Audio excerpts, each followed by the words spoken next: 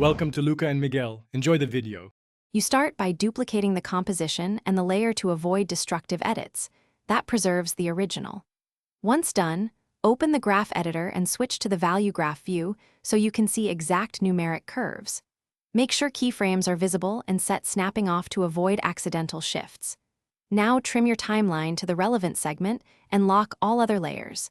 This isolates the problem and speeds up the repair process so you can work precisely. You now address the core problem by selecting the exact keyframes on the value graph and editing their numeric values. This is how you get precise outcomes. Use Bezier handles to reshape the interpolation and hold Shift to constrain angles if you want symmetric easing. Once you have the right shape, apply a subtle easing preset to avoid abrupt jumps. Test playback at full resolution. If multiple properties are affected, copy corrected values and paste them to finish by rendering a RAM preview of the repaired segment and compare it to the original to confirm the fix. If you still see jitter, make sure the comp and footage share the same frame rate and inspect any expressions that might be driving values. Disable expressions to isolate behavior.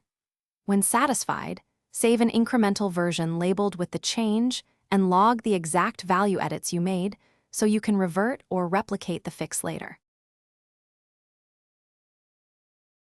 Thanks for watching and please subscribe. It's the best investment you'll ever make.